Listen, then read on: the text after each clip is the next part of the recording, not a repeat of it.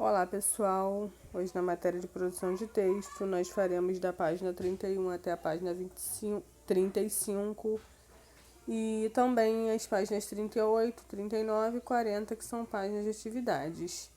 Porém, eu gostaria de chamar a atenção de vocês para algumas páginas que foram importantes na semana passada, como essa página 15, que vai falar sobre poema e poesia, vai mostrar a diferença na verdade, né? O poema ele está diretamente relacionado a texto, ele é o gênero textual que está relacionado aos gêneros literários. Ele tem uma estrutura fixa, que são os versos, estrofes, rima, ritmo. Já a poesia é uma coisa mais abstrata. A poesia ela está associada a uma atitude criativa. Ela é, portanto, então, maior do que o gênero textual, né? Ela está além do gênero. A gente pode ver poesia numa música, a gente pode ver poesia numa pintura, a gente pode ver poesia em um lugar.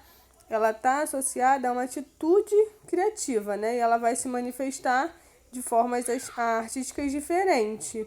Já o poema ele está diretamente relacionado a texto, a gênero textual. Aí lá na página 16 vai falar sobre o ritmo, que é um elemento que, assim como nas canções, confere certa sonoridade aos poemas. Nos versos de um poema, o ritmo ele é determinado pela alternância das sílabas acentuadas, ou seja, a forma que a gente vai pronunciar essas sílabas. Através dessa pronúncia, a gente vai dar ritmo a esse poema. Embaixo vai dizer que as sílabas acentuadas ou tônicas estão em negrito aqui na estrofe do poema, né? E as demais são consideradas não acentuadas ou átonas, em função da pronúncia delas na estrofe. Isso se difere da questão gramatical, porque de repente no poema a sílaba vai ser pronunciada de uma forma diferente do que ela naturalmente seria classificada gramaticalmente, como é o caso da palavra sem aí, que no poema ela está marcada como se fosse considerada uma sílaba acentuada, né? Por isso tônica, mas na verdade, gramaticalmente, quando ela não está dentro do poema, ela é considerada átona. Aí nós vamos para a página 17, que vai falar sobre a rima, que é um recurso que é empregado na composição de um poema, e é a semelhança de sons que existem entre as palavras.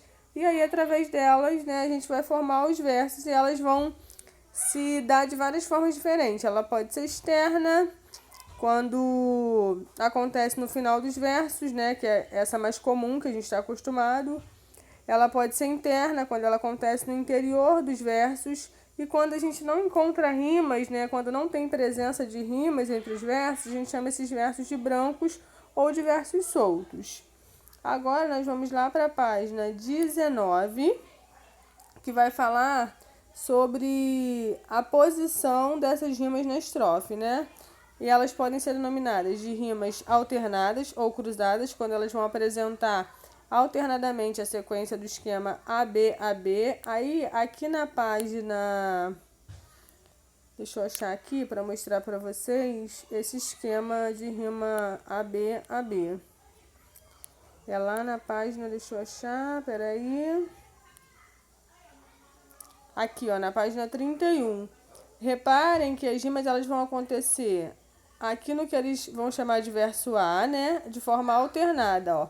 Poeta. O eta vai combinar com o planeta lá embaixo. Então, ela vai alternando. Isso que são as rimas alternadas. Se a gente voltar lá na página 19, vai falar também das rimas emparelhadas, que vão se combinar de duas em duas, seguindo o esquema AABB. As interpoladas, que são intercaladas, né, ou que também podem ser chamadas de opostas, que vão combinar em ordem oposta no esquema ABBA.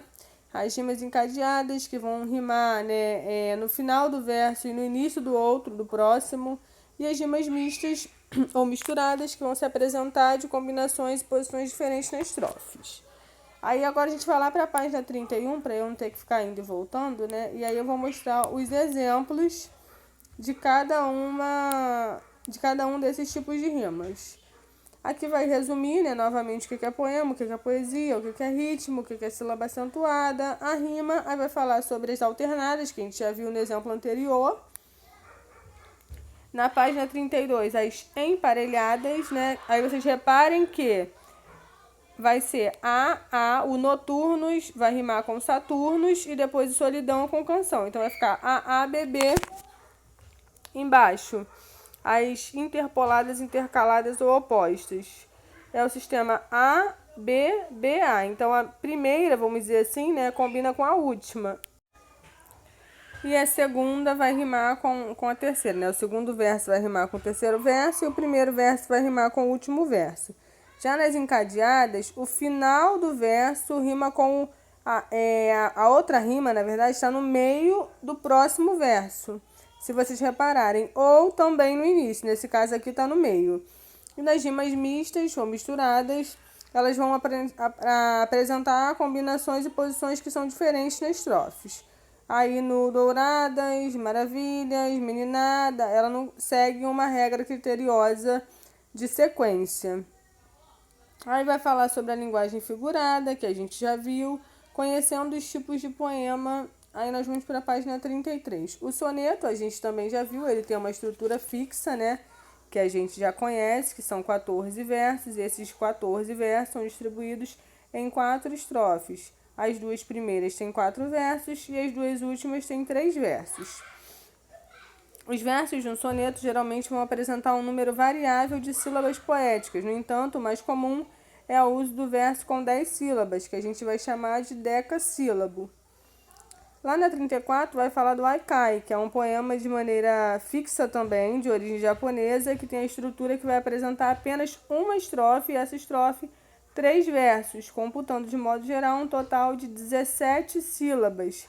5 sílabas no primeiro verso, 7 no segundo e 5 no terceiro. A linguagem é muito simples e, além disso, ele também é um tipo de poema que não vai apresentar título nem rima. A temática vai estar centrada na apreciação da vida comum, né, cotidiana, do dia a dia, dos fenômenos da natureza, fatos relacionados a tempos presentes. Aqui vai dizer no terceiro parágrafo que essas características são fielmente empregadas nos haikais clássicos, porém, né, entretanto, algumas delas, algumas vezes, né, na maioria das vezes, na verdade, podem ser deixadas de lado, e isso vai depender do poeta e da escola literária em que esse poeta está inserido, né? Qual é a origem desse poeta. Aí vai vir embaixo a quadra, que é um poema que é conhecido também como trova ou quadrinha, e que vai ter também apenas uma estrofe, só que essa estrofe, diferente da haikai, vai ser composta por 4 versos, geralmente são construídos com 7 sílabas poéticas cada um. O poema visual é o poema que, ao mesmo tempo, ele brinca, né, com a questão visual, não à toa ele tem esse nome. Nesses poemas, os poetas vão se preocupar com a forma do conteúdo, né? Eles vão elaborar os poemas construindo a relação da poesia, né, do que está escrito no poema, descrito no poema, com a imagem que essas palavras vão formar. Aí na página 35 vai dizer que, pensando nisso, alguns desses poetas criaram poemas que são visuais, que vão misturar, né, de fato, a questão visual com o que está descrito na poesia, e que esses textos eles vão além da composição de versos e estrofes, porque eles vão combinar a linguagem verbal e a visual para atingir uma significação que depende do conteúdo e da forma. Então, quando a gente lê um poema visual, através da forma que essas palavras estão, a gente vai conseguir compreender também sobre o que o poema está falando. Uma coisa complementa a outra. Aí vocês vão fazer as atividades agora da página 38, 39 e 40.